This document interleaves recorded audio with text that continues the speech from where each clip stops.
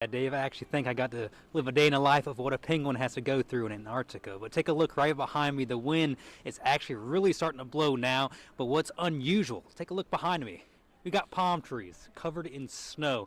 Dave, Courtney, while the increase isn't coming directly from the city of New Bern, it is being passed along by the city's power supplier, which leaves many residents worried if they're going to be the ones taking on this increased burden. Dave, Courtney, right behind me is one of the very few structures from that era that's still left standing, which is a slave quarter. The James City Historical Society is saying that they're trying to keep the black history alive by telling it to the next generation of people.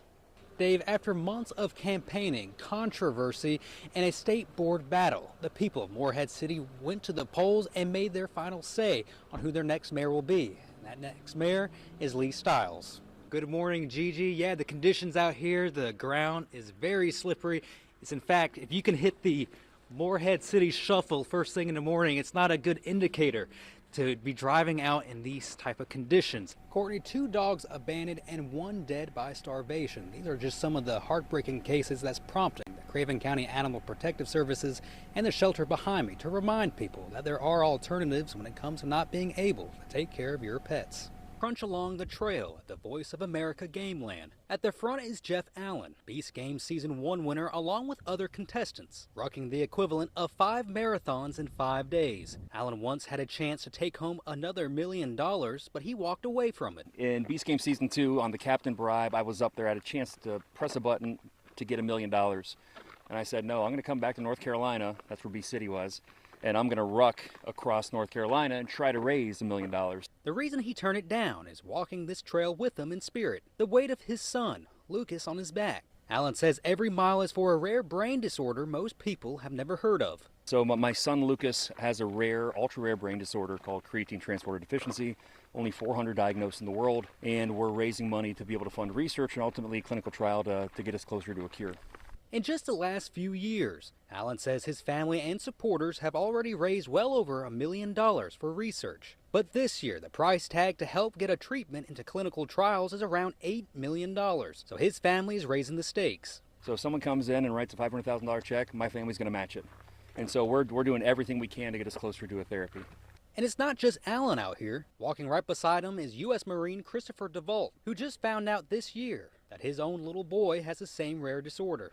Right then, my wife and I, super devastated, obviously. Couldn't find a moment where we weren't, completely torn up inside. DeVault says after that diagnosis, he and his wife knew that they didn't want to just sit with the fear. So he laced up his boots and joined the ruck, hoping the miles they put in today will help fund the research their son needs tomorrow. This isn't Fargo, North Dakota, or New England. This is Morehead City along the Crystal Coast, buried under a historic winter storm. We're not really ready for this kind of weather. We're just eager to get outside of the house. We're going to be inside for a while, so.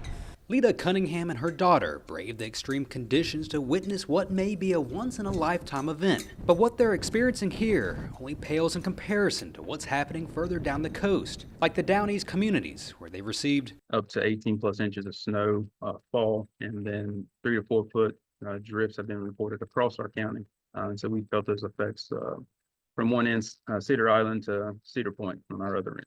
The devastating consequences are piling up just as fast as the snow. From 6 p.m. Saturday night to 6 a.m. Sunday morning, Carteret County Emergency Services received over 60 emergency calls. And the conditions are only getting worse as night falls and everything freezes over, which is why they're calling in additional help. We made a request for some Humvees for higher clearance vehicles to assist with responders, both law enforcement and fire and EMS.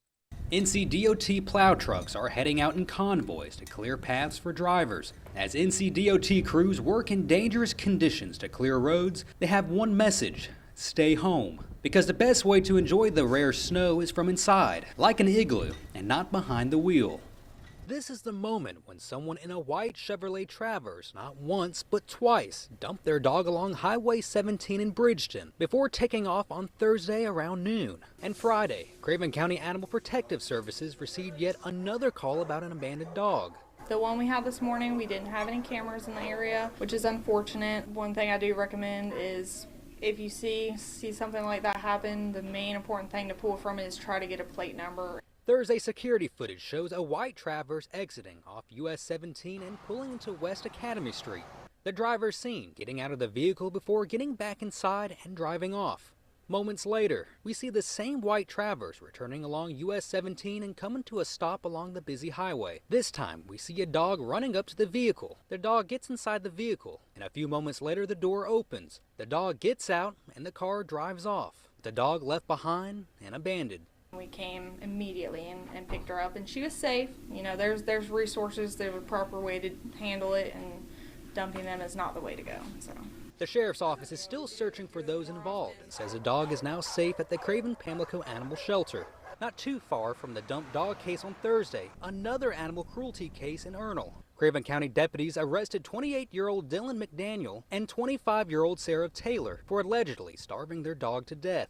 Animal Protective Services was notified in December of a deceased dog and several emaciated animals at their home. Animal Protective Services says if you see something, say something. You don't say something, it could be more animals' lives that, are lost. McDaniel and Taylor were both given a $10,000 bond, and the two have since been released. Reporting live in Craven County, Stephen Glover, WITN News.